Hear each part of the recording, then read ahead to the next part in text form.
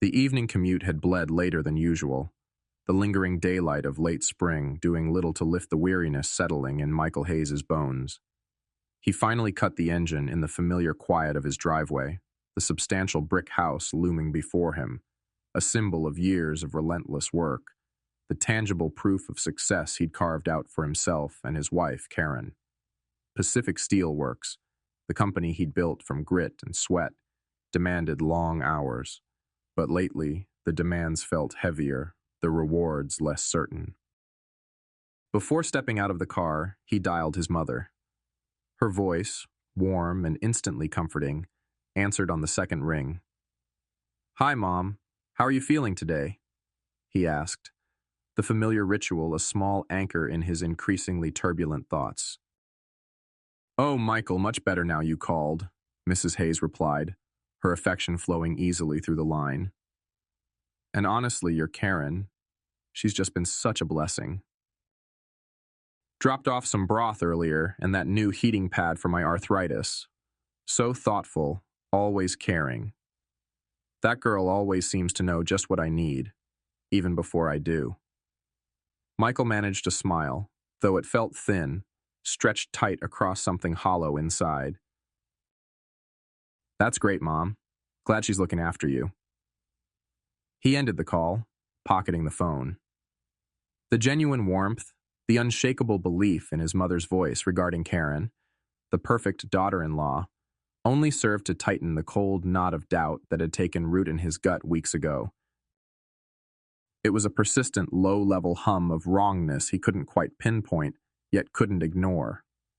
He pushed open the kitchen door, the familiar scent of lemon polish and brewing coffee greeting him. On the gleaming granite counter sat a small, elegantly wrapped gift box with a tag handwritten in Karen's neat script. For Grandma. Another thoughtful gesture. Another brick in the facade of the caring wife his mother adored. He stood there for a moment, caught between the comforting domesticity of the scene and the chilling suspicion that something vital was fractured beneath the surface. His mother's praise echoed, a stark contrast to the evasiveness he sometimes sensed in Karen, the late nights attributed to book club, the faint, unfamiliar scent of perfume clinging to her clothes on occasion. Suspicion, he knew, was poison without proof. It corroded trust, twisted perceptions. But ignoring it felt like a different kind of self-betrayal. With a quiet, almost unconscious movement, Michael lifted his wrist. His finger brushed the side of his smartwatch, the sleek surface cool against his skin. A tiny vibration confirmed it. The audio recorder was now active, silently capturing the ambient sounds of the kitchen, waiting. He didn't know what he expected to find, but the gnawing uncertainty demanded action. The doubt needed substance. Suspicion needed proof. The steaming water cascaded over Michael's shoulders, a temporary, scalding solace that did little to wash away the chill settling deep in his bones. In the enclosed space, fragrant with soap and steam, the glow of his phone screen seemed unnaturally bright, almost accusatory. With movements practiced in secrecy, he scrolled through the digital breadcrumbs discreetly pulled from Karen's cloud backup, artifacts of a life lived slightly adjacent to the one he thought they shared. There were the receipts, small luxuries, expensive skincare, boutique clothing he'd never seen her wear, often purchased near David Carter's downtown office during times she claimed were spent on mundane errands. Then the invitations, filed under an innocuous clubs folder, not the book club she'd mentioned to him and his mother, but networking events, gallery openings, cocktail hours, circles David frequented. Each check-in at trendy cafes, time-stamped during work hours, she was supposedly swamped, which added another layer to the gnawing suspicion. His mother's earnest defense echoed in the steam-filled silence, a familiar, painful refrain. "Michael, darling, you're working yourself into the ground. Karen adores you. You're just seeing shadows where there are none. She's so devoted." Devoted. The word felt like ash in his mouth. His mother, blinded by Karen's carefully curated image of the perfect, attentive daughter-in-law, had become an unwitting shield for the very secrets Michael was now unearthing. Then, his thumb stopped. A photo, recent, tagged at the Gilded Spoon, a place Karen had dismissed as too pretentious. There she was, head tilted back in laughter, radiant under the cafe's soft lighting. And beside her, David Carter. His arm was draped casually around the back of her chair, but it was Karen's hand that caused a sickening lurch in Michael's stomach, resting lightly, almost possessively, on David's forearm. It wasn't just friendly. It was intimate, proprietary. The vague unease that had plagued him for months suddenly sharpened, crystallized into something hard and cold. This image, this casual intimacy captured and stored, felt like the first concrete piece of evidence. The betrayal wasn't a shadow. It had substance, location, a face. He turned off the water, the sudden silence amplifying the frantic beat of his heart. The decision, hovering in the back of his mind for weeks, now felt like a grim necessity. Tonight. Tonight, he would install the hidden camera he'd bought, the tiny lens disguised as a smoke detector screw, tucked away in his toolbox. The doubts weren't enough. The whispers weren't enough. The memory surfaced unbidden, sharp and clear despite the intervening years, cutting through the suffocating steam of the present. Tacoma, 2005. The air in the sprawling steel mill tasted metallic, thick with the clang of machinery and the scent of hot metal and welding fumes. A younger Michael, lean and hungry, wiped sweat and grime from his brow with the back of a gloved hand. He was just another operator then, fighting for every contract, every foothold. Beside him, leaning against a stack of I-beams during a rare lunch break, was David Carter. Even then, David had an air about him, cleaner shirt, sharper gaze, the easy confidence of a site manager who knew how things worked. He wasn't just managing the site. He was navigating the complex hierarchies, the unspoken rules. Their connection hadn't been immediate, forged instead over shared grease stains and the unexpected discovery of a mutual obsession, classic Mustangs. Michael had mentioned saving up for a '67 fastback project car. David had countered with tales of restoring a '69 Mach 1. Lunch breaks transformed from solitary moments gulping down sandwiches into animated discussions of engine specs, chrome trim, and the sheer, unadulterated roar of American muscle. David saw past the grime on Michael's clothes, saw the ambition burning underneath. 3 years flew by, marked by 18-hour days and relentless hard work. Michael was ready to strike out on his own, to build something permanent. Pacific Steelworks. He'd poured his life savings into it, mortgaged everything. He needed capital, but more than that, he needed someone who believed. He remembered the day clearly. Not in a sterile office, but right there on the dusty mill floor, amidst the familiar cacophony. David had sought him out, a check already filled out in his hand. "50,000, Mike," David had said, his voice cutting through the noise, direct and sure. "For 20% of Pacific Steelworks, consider it seed money." He'd met Michael's surprised gaze squarely. "I've watched you. You've got the grit. I believe in what you're building." Michael had been momentarily speechless, the weight of the gesture, the sheer trust it represented, overwhelming him. He reached out, his calloused hand meeting David's firmer, cleaner one. The handshake was solid, definitive. It wasn't just a business transaction. It felt like the cementing of a brotherhood, a partnership forged in the heat and noise of the mill, built on mutual respect and shared dreams. 15 years of that handshake's promise. 15 years of leaning on that belief. Now, standing under the shower, the memory curdled. The warmth of that moment felt like a cruel joke. That handshake, that foundational trust. Michael saw it now with a chilling, brutal clarity. It hadn't just been broken by the betrayal in his bedroom. It had been the key David used to gain entry, the camouflage he wore, the very foundation he was now helping to shatter. That trust, freely given, had been meticulously weaponized against him. The Hayes dining room buzzed with the familiar warmth of Thanksgiving, the scent of roasted turkey and cinnamon, the clinking of silverware, the overlapping currents of family chatter. Golden light spilled from the chandelier onto the polished mahogany table laden with food. It was the picture of familial harmony, a tableau Michael usually cherished. Tonight, however, it felt like a stage set, hollow and unsettlingly bright. He sat nursing a glass of wine, watching Karen move effortlessly through the room.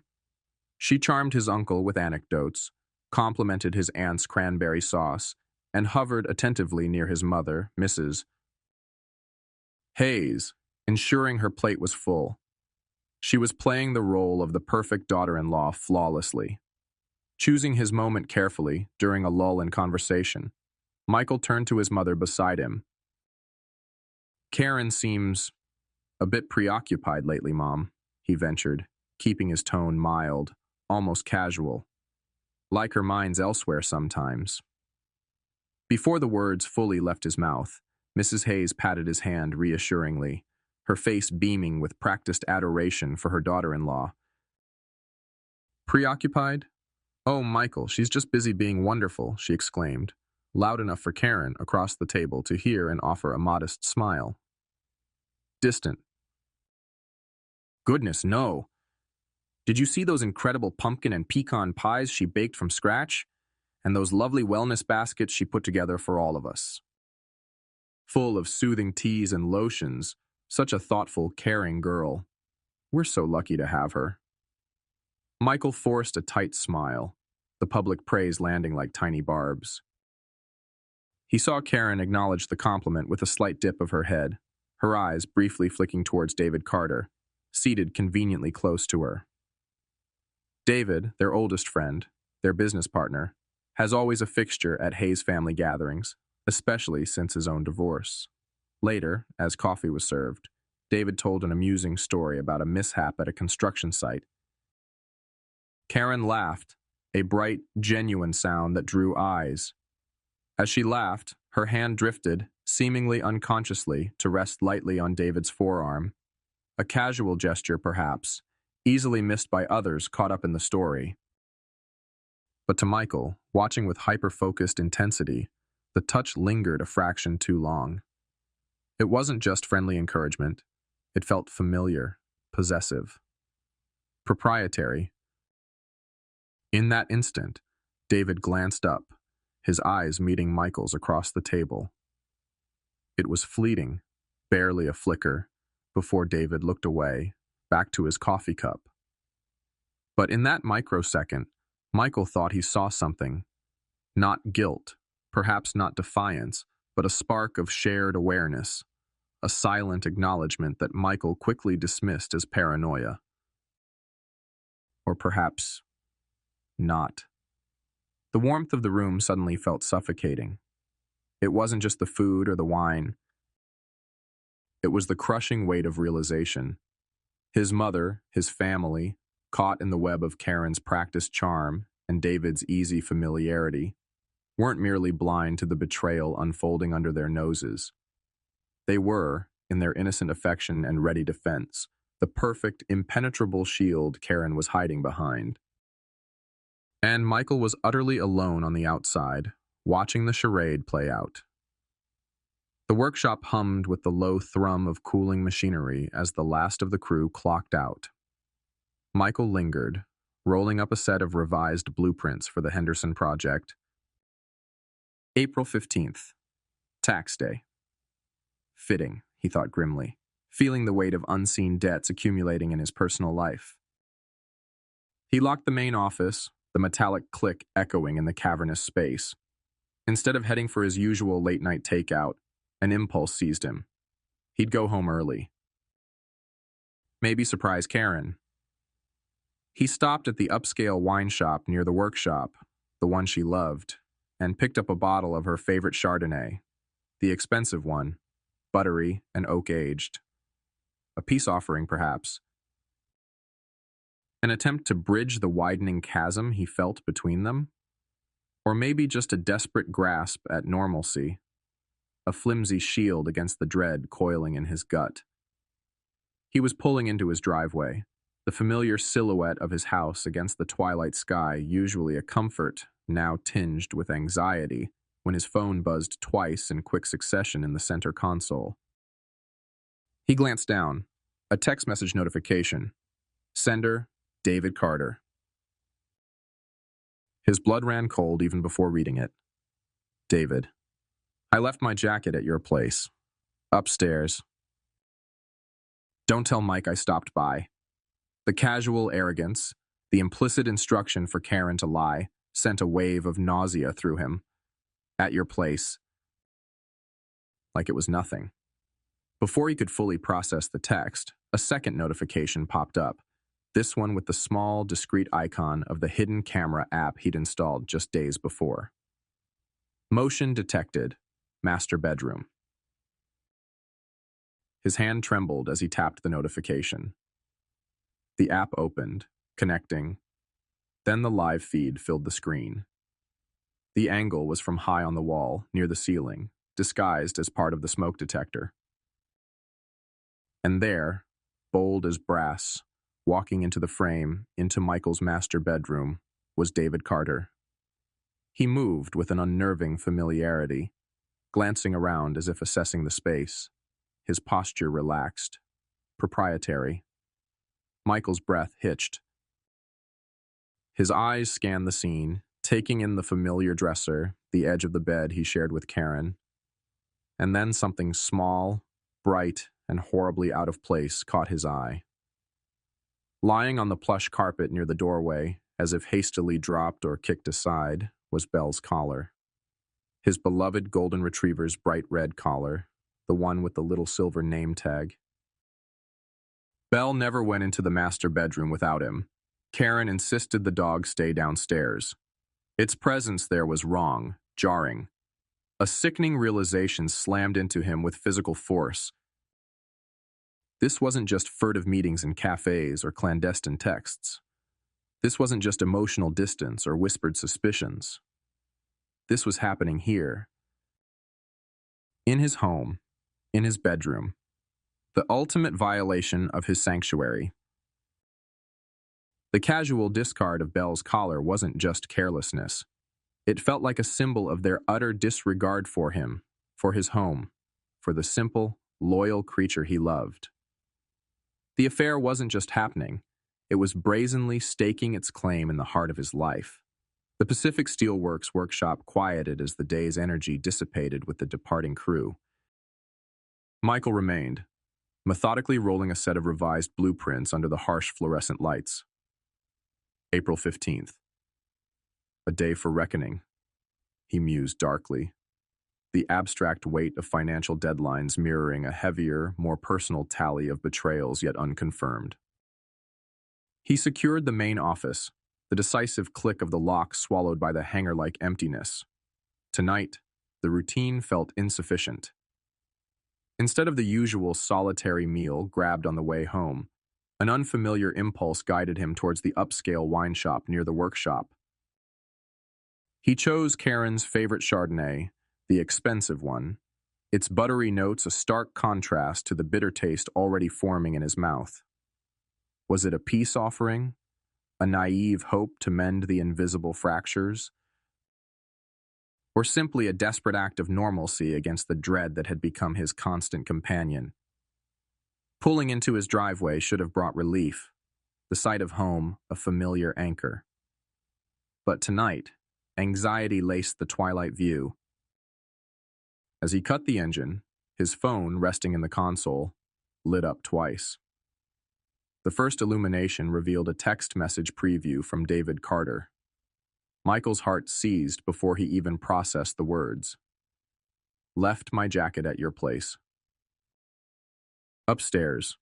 Don't tell Mike I stopped by. The casual audacity, the assumption of shared deceit with Karen, churned nausea within him. At your place. Spoken as if discussing borrowed tools, not a clandestine visit to his home. Before the implications of the text could fully land, a second notification pulsed on the screen. The discrete icon for the hidden camera application he'd installed days prior, a last resort against gnawing uncertainty. Motion detected. Master bedroom. His fingers felt numb as he tapped the alert. The feed flickered, then solidified, revealing the familiar high angle from the smoke detector's disguised lens. And there, moving with an insulting ease across the screen, was David Carter. He was inside Michael's bedroom, glancing around with the relaxed air of a man entirely comfortable in the space, a space defined by Michael's marriage, his life. Michael's breath caught, trapped in his chest. His gaze darted across the familiar landscape of his private world, the dresser holding Karen's jewelry box, the corner of the unmade bed they shared. Then it snagged on something small, vividly red, lying incongruously on the carpet near the door. Belle's collar. The bright band of nylon belonging to his golden retriever, a dog strictly forbidden from the upstairs sanctuary by Karen herself. It lay there discarded, a bright splash of wrongness against the muted tones of the room. The pieces clicked into place with sickening force. This wasn't stolen moments in public places. This wasn't just whispered lies and evasive answers. This was happening here. In the heart of his home, the space was meant to be his refuge. The carelessly dropped collar felt like more than an accident. It was a symbol, stark and brutal, of their profound disregard for him, for the sanctity of his marriage, even for the simple loyalty of the creature waiting downstairs. The affair wasn't a secret shame. It was an invasion, brazenly planting its flag in the center of everything he held dear. Time blurred after the initial shock. Michael sat numbly in his home office downstairs, the expensive bottle of Chardonnay untouched on the desk beside him, its celebratory promise now a grotesque mockery. The house felt alien, contaminated.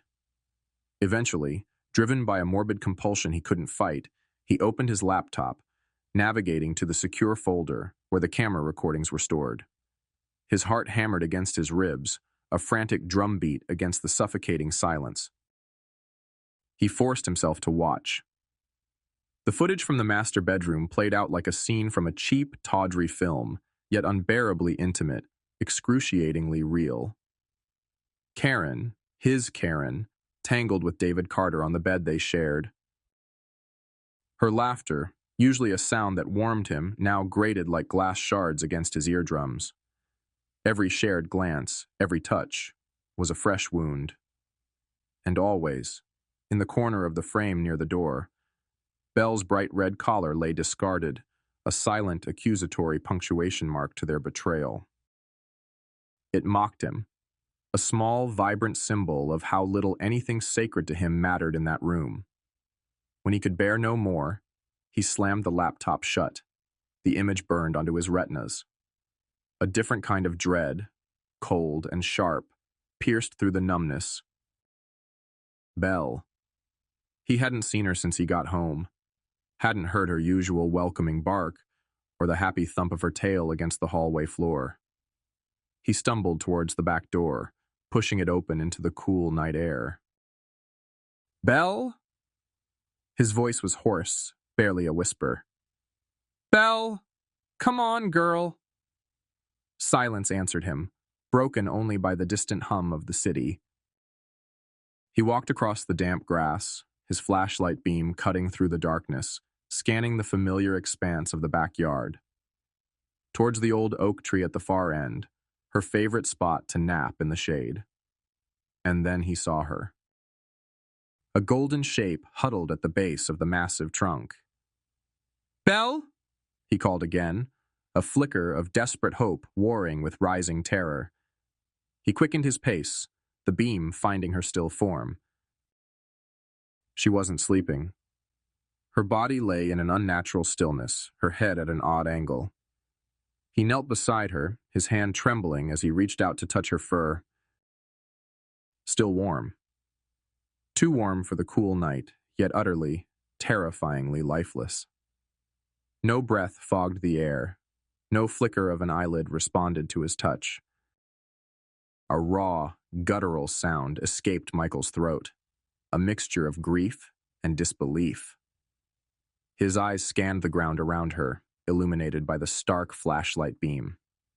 The earth, softened by recent spring rains, held impressions. Boot prints. Deep, distinct treads, caked with mud. Treads disturbingly similar to the heavy-duty work boots David always wore on site visits. They circled Belle's still form, evidence of someone standing there, perhaps struggling. Suddenly, he remembered the other camera, the one he'd mounted discreetly under the eaves, covering the back door and yard. Heart pounding anew, he raced back inside, hands shaking as he accessed the second recording from earlier that evening. There it was. David Carter, exiting the back door sometime after the bedroom encounter, paused on the patio steps. He bent down, wiping something vigorously from the sides of his boots with a clump of grass, something dark, like mud. Or worse. He'd then glanced around the yard before disappearing around the side of the house. The raw horror of Belle's death coalesced with the icy certainty of the betrayal upstairs. It wasn't just infidelity anymore. This felt darker, more malicious. Had she barked? Had she been a nuisance? Had David silenced her? The possibility was sickening, unthinkable, yet the evidence lay cold and damning on the screen, and colder still beneath the oak tree. A switch flipped inside Michael. The grief, the shock, the hurt, they were still there, a raging inferno beneath the surface. But overlaying them now was something else, a glacial calm, a terrifying clarity of purpose. He meticulously downloaded both recordings, the intimacy in the bedroom, the damning exit from the backyard, saving them to multiple encrypted drives, hiding them securely.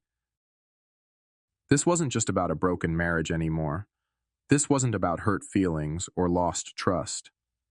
They hadn't just betrayed him. They had trespassed, violated, and potentially destroyed something innocent in their selfish pursuit. This changed everything. This was war. The rhythmic beeping of the heart monitor was the dominant sound in the sterile quiet of the hospital room. Michael lay tethered to the machine by a web of wires, the crisp white sheets feeling unnaturally stiff against his skin. 2 days had passed since the night his world fractured. The official diagnosis was stress-induced arrhythmia, his heart, quite literally, buckling under the strain. He felt weak, depleted, the physical manifestation of the emotional devastation. His mother had been a constant, worried presence, fluttering around the room, adjusting his pillows, her brow furrowed with concern. "Oh, Michael," she'd sighed, her hand cool on his forehead. "I told you pushing yourself so hard at Pacific Steelworks would take its toll. You need to delegate more, darling. Let David help carry the load." The irony was a bitter pill he couldn't swallow, so he'd merely nodded, too exhausted to argue, too heartsick to reveal the true source of his collapse. She saw only an overworked son, never suspecting the deeper, more insidious rot. Karen, however, was conspicuously absent. Not a single call he'd answered, not one visit during visiting hours. His mother had explained it away. Karen was overwhelmed, managing things at home, fielding calls for the business, and probably hesitant to see him looking so unwell. Plausible excuses, easily accepted by his trusting mother, but ringing utterly false to Michael's ears. Later, after his mother had left for the evening, promising to return first thing in the morning, a young nurse came in to check his vitals. She worked efficiently, her expression professionally neutral, but as she was leaving, she paused at the door, lowering her voice slightly. "Mr. Hayes," she began, glancing back down the hallway. "I probably shouldn't say anything, but, well, security logs are pretty detailed." She hesitated, then continued. "Your mother signed out around 6, like she said, but about an hour later, around 7, security noted another woman leaving from this wing, matched the visitor description logged for you earlier. Left quickly, got into a dark-colored pickup truck that was waiting near the east entrance. Looked like one of those big Ford models." Michael didn't need to ask. He knew David drove a dark gray Ford F-150. The nurse saw the understanding, the flicker of pain in his eyes, and quickly added, "Just thought, maybe you should know. Take it easy, Mr. Hayes." The door clicked shut, leaving Michael alone again with the rhythmic beeping and the cold confirmation. She hadn't just avoided him. She'd likely been here, perhaps lurking, then left not out of concern, but to rendezvous with David. The image of them driving away together while he lay helpless in this bed sent a fresh wave of chilling anger through him, colder and sharper than the physical ache in his chest. The attending physician stopped by soon after, frowning at the monitor readings. "Michael, your heart needs absolute rest," he stated firmly, his tone leaving no room for argument. "No stress, no agitation. We need things to stabilize before we can even think about discharge. Any further significant stress right now could be dangerous. Do you understand?" Michael nodded mutely, staring past the doctor at the acoustic tiles of the ceiling. "Dangerous," the word echoed. He understood danger now in ways the doctor couldn't fathom. As the doctor left, a silent vibration came from the nightstand drawer where he'd tucked his backup phone, the burner phone he'd secretly synced to Karen's text messages weeks ago, acting on a gut feeling he now knew was terrifyingly accurate. He slid it out slowly, his fingers clumsy against the small screen. A new message notification glowed. From Karen to David, sent just moments ago. "Karen, tonight was amazing. Can't wait for our next project." Michael read the words, then read them again. "Tonight." While he was lying here, physically broken. Amazing. The casual cruelty, the utter lack of remorse or even basic human decency, extinguished the last embers of warmth within him. The beeping of the heart monitor seemed to fade into the background, replaced by a low, steady hum in his ears, the hum of calculating, ice-cold resolve. Rest? Oh, he would rest. He would recover, and then he would systematically dismantle their world, piece by piece. The next project wouldn't be theirs. It would be his. The law offices of Brooks Associates occupied the top floor of a downtown skyscraper, offering impressive, panoramic views of the city that Michael barely registered. The atmosphere was one of muted tones, polished surfaces, and expensive, quiet competence. He sat across a large mahogany desk from Ellen Brooks, a woman whose sharp suit and sharper eyes seemed to miss little.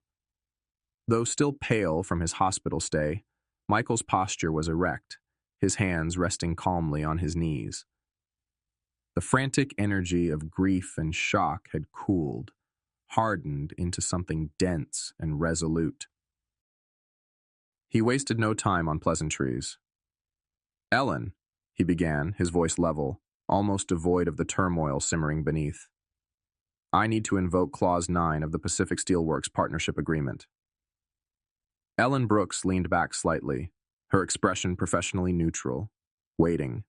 Michael slid a small, anonymous USB drive across the polished wood surface. It stopped precisely in front of her. "On this drive, you'll find time-stamped video footage confirming my partner, David Carter, engaged in an affair with my wife, Karen Hayes, within my primary residence." He paused, letting the clinical description land.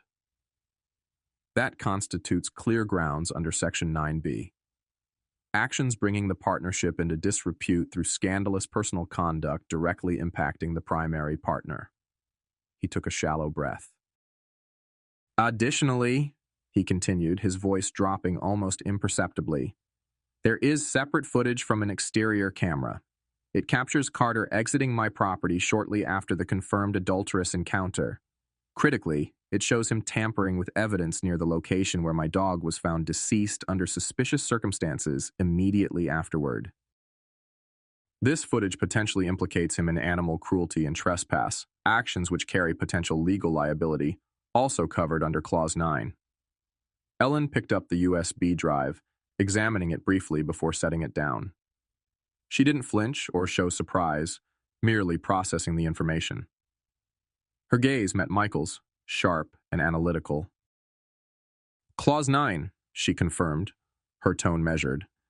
It allows the non-breaching partner to initiate a forced buyout following specific detrimental actions, including those causing reputational damage or potential legal exposure linked to personal conduct. She paused, her eyes holding his. You understand the valuation mechanism stipulated. The price is harsh, Michael. 25 cents on the dollar of the current valuation, determined by the agreed formula. It was the moment of truth, the point where pure emotion met cold, hard, contractual consequence. Would the financial hit deter him? Michael met her gaze without wavering. A grim nod was his only physical reaction. I understand the terms perfectly, Ellen, he stated, his voice flat but firm. The price is noted. He gestured towards the drive. The proofs are sufficient to trigger the clause. There was no anger in his voice now, no pleading, no visible pain. Only the chilling finality of a decision made, a path chosen. The low price wasn't a deterrent, it was the point. It was the first tangible installment of the debt David Carter now owed. The price of betrayal. The main lights of the Pacific Steelworks office were off, casting long shadows from the emergency exit signs and the ambient glow filtering in from the yard outside. Only the desk lamp in Michael's office burned, illuminating the stark space where countless plans had been hatched, deals struck, and futures envisioned. Futures that now felt like dust. Michael sat behind his desk, the picture of calm control, though a low, steady current of adrenaline hummed beneath the surface. He'd called David half an hour earlier, his voice carefully modulated to sound weary but urgent. Dave, can you swing by the office? Something's come up with the Henderson bid calculations I need to run by you tonight. Can't wait till morning. A small, necessary lie. David arrived precisely on time, striding in with his usual confident air, perhaps slightly curious, but unsuspecting. He dropped casually into the visitor chair opposite Michael's desk, the same chair he'd occupied hundreds of times before during strategy sessions and casual chats. Hey, Mike, what's so critical? Rough day? Michael didn't answer the pleasantry. He simply reached into a plain manila folder beside him and slid a sheaf of documents across the desk. They stopped directly in front of David. Legal papers, bound and official-looking. David frowned, picking them up. What's this? He began flipping through the pages, his expression shifting rapidly from confusion to disbelief, then igniting into raw anger. Dissolution of partnership. Forced buyout? Clause 9? What the hell is this, Mike? You can't just... I can, Michael interrupted, his voice quiet, but carrying absolute authority in the silent office. Clause 9. I'm exercising my right to buy out your shares.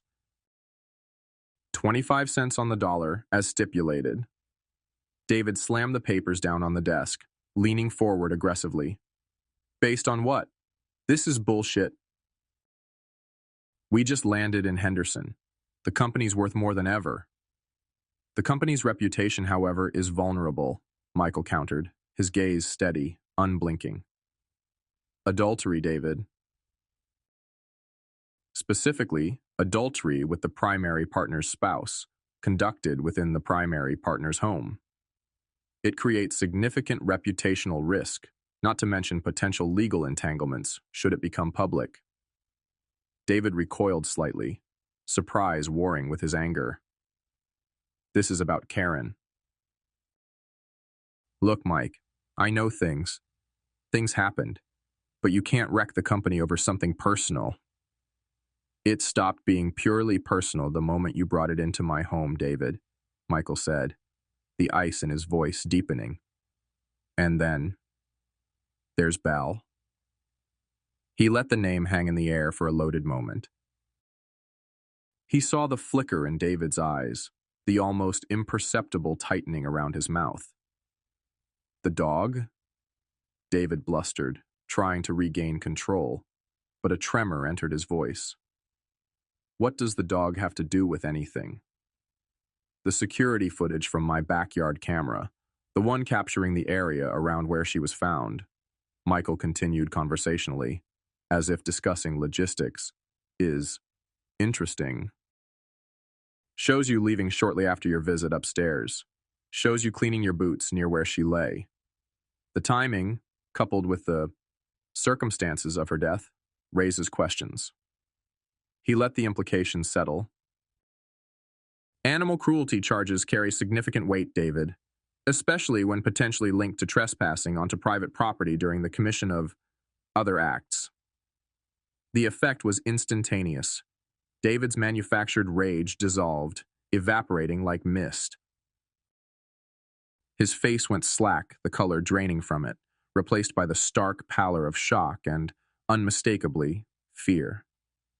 The bluster vanished, leaving only a raw vulnerability. He stared at Michael, seeing the cold resolve behind his partner's eyes for the first time. Michael leaned forward slightly, breaking the silence, his voice dropping to a low, dangerous murmur. Sign the dissolution papers, David. Accept the buyout. We handle this quietly, internally, or he let the alternative hang. We explore all available legal avenues, including providing the full contents of that USB drive to the relevant authorities. The choice was laid bare. Financial ruin and quiet disgrace, or the potential for public scandal, criminal charges, and utter destruction. Sunlight, usually a welcome guest in the Hayes' kitchen, now felt harsh and interrogating, illuminating the sterile silence where familial warmth once resided.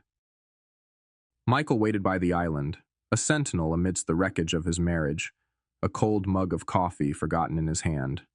When the back door finally opened, Karen entered, her face artfully composed into an expression of weary concern that faltered the instant she registered the tableau before her. Laid out on the granite counter with chilling precision were the instruments of her undoing.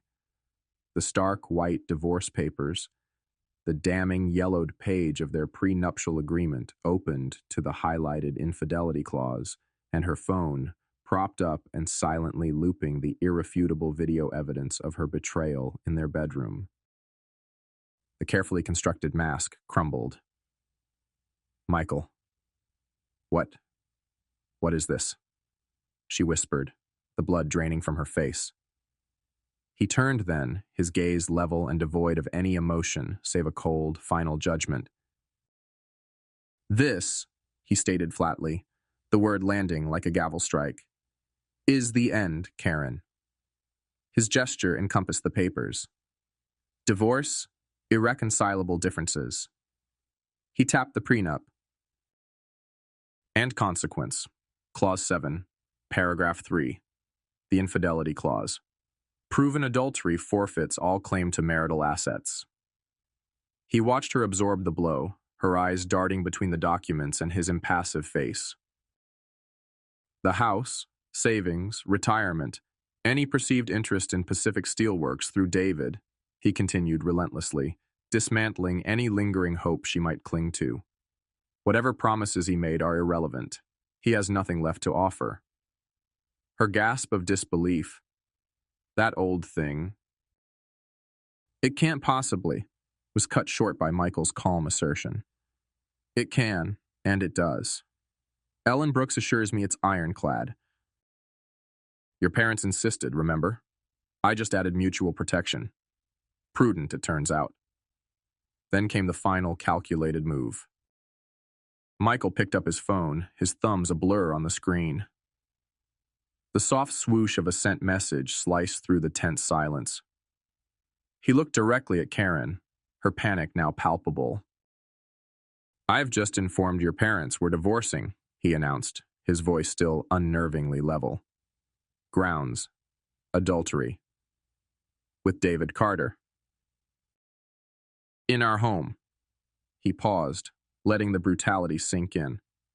I also sent them a summary, a link to the evidence. So they understand fully. That struck the final foundation. The unwavering belief of her family, the maternal shield she'd relied upon, evaporated in that instant. They wouldn't just know. They would see. Shame, disbelief, and the stark terror of utter isolation washed over Karen's features as her face crumpled. Tears welled, not of remorse, but of utter, self-pitying defeat. Looking around the sunlit tomb of her former life, at the stranger her husband had become, the realization hit her with crushing force. The shield was gone. The money was gone. The imagined future was gone. She was left with nothing but the stark, unvarnished consequences. 6 weeks had passed, marked by quiet efficiency and the steady execution of Michael's plan.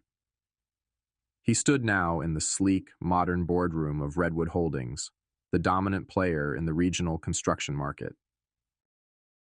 Sunlight streamed through the floor-to-ceiling windows, illuminating the polished table where the culmination of his recent efforts lay. The signed acquisition agreement for Pacific Steelworks. Across from him stood Laura Preston, Redwood's formidable CEO, extending her hand. Michael looked markedly better than he had weeks prior. The pallor was gone, replaced by a healthy color. The haunted look in his eyes had receded, leaving behind a calm, focused intensity. He met Laura's handshake firmly. Congratulations, Michael, Laura said, her smile genuine but businesslike. $15 million is a fair price for a company with Pacific's reputation and contracts, especially Henderson. She gestured towards the signed documents. We're acquiring assets and potential, but frankly, the real value we're investing in is you. Our key clients, the ones we share and the ones you're bringing, know the quality comes from Michael Hayes personally. No. That's why your commitment to stay on as president of the Pacific Division for 2 years was crucial to this deal. I appreciate the confidence, Laura, Michael replied evenly. I built Pacific Steelworks from the ground up. I intend to ensure its continued success under the Redwood umbrella. The handshake felt definitive, a satisfying closure on one chapter and the pragmatic opening of another. It wasn't the future he'd envisioned years ago, but it was a future secured on his terms, salvaged from the wreckage. As their hands parted, Michael's gaze drifted momentarily towards the glass wall separating the boardroom from the reception area. And there, standing awkwardly near the elevators, was David Carter. He looked diminished, his usual confidence replaced by a haggard anxiety. He must have heard about the final meeting, must have tried to gain entry, perhaps hoping for a last-ditch appeal, a chance to salvage something. But the impassive face of Laura's executive assistant, visible just beyond him, indicated he'd been firmly denied access. David saw the handshake through the glass. He saw Michael, composed and successful, sealing the deal that represented the final nail in the coffin of David's own career and financial future. The company he'd invested in, helped build in the early days, the source of his income and status, all gone, was sold out from under him for a fraction of its worth due to his catastrophic actions. His face, visible even at a distance, was a mask of impotent fury, humiliation, and the crushing weight of utter defeat. He had risked everything for a fleeting affair, fueled by arrogance and disregard, and now, watching through a glass wall like an outsider, he had unequivocally lost it all. 1 year on. The Oregon sunset painted the sky in hues of molten gold and bruised purple, reflecting brilliantly on the calm surface of the lake. Michael sat on the deck of his new cottage, not the one Karen took, but a place chosen solely by him, overlooking the water, flanked by whispering pines. The air was cool, carrying the scent of pine needles and damp earth. In his hand, a warm mug of coffee felt grounding. He looked different now. The harsh lines of stress around his eyes had softened, replaced by a quiet composure. He was relaxed, truly relaxed, perhaps for the first time in years. He'd just finished texting his son, Ethan, a simple exchange confirming plans for the upcoming weekend. His thumb hovered over the last message sent. "Always here for you, son. See you Friday." A simple promise, yet it held the weight of everything salvaged, everything that truly mattered. As he lowered the phone, movement caught his eye. High above the lake, an osprey, magnificent in its focus, wheeled sharply, then plunged. It hit the water with barely a splash, emerging moments later, powerful wings beating against the air, a wriggling silver fish clutched firmly in its talons. It soared effortlessly towards the tree line on the far shore, a perfect silhouette against the dying light. Michael watched until it disappeared, a sense of profound, quiet clarity settling over him. The past year had been a crucible. The betrayal had cost him dearly, the dissolution of a marriage, the painful severing of a long friendship, the dismantling of the company he'd poured his life into. But the fire had also burned away the dross, the illusions he hadn't even realized he was living under. He'd lost the false smiles, the hidden resentments, the precarious trust built on lies. The image of the osprey lingered, a successful hunter, efficient, decisive, taking what it needed to survive and thrive, unburdened by malice, simply acting according to its nature. A faint smile touched Michael's lips, not of triumph, but of stark, unvarnished understanding. He had navigated his treacherous waters, made his decisive strike. He had burned away the lies that had nearly consumed him. What remained, his relationship with his son, his hard-won peace, the financial security rebuilt on his terms, his integrity intact, was real. And it was his. As a storyteller immersed in the complex tapestry of revenge narratives for 5 decades, Michael Hayes' journey resonates with a chilling familiarity. It's a visceral narrative about the devastating impact of betrayal striking at the very core of one's life. Marriage, friendship, business. The story serves as a stark reminder that trust, once shattered, can unleash forces of calculated self-preservation that surprise even the one enacting them. Michael's actions, born from deep wounds and a violation of his sanctuary, symbolized tragically by Belle, walk a fine line. While the calculated dismantling of David and Karen's lives offers a certain grim satisfaction inherent to the genre, it's crucial to recognize the precipice upon which such vengeance balances. Was it justice, or a Pyrrhic victory born of pain? The osprey symbolizes survival and success, but real life rarely offers such clear-cut allegories. This story isn't necessarily a blueprint, but a cautionary tale. It compels us to ask ourselves, how well do we truly know those closest to us? Are we overlooking warning signs, blinded by comfort, or misplaced loyalty? What boundaries do we have in place to protect what is fundamentally ours? Our emotional well-being, our hard-earned success, our core relationships, Take a moment for introspection. Reflect on the foundations of trust in your own life. Address unease or suspicion with clear communication.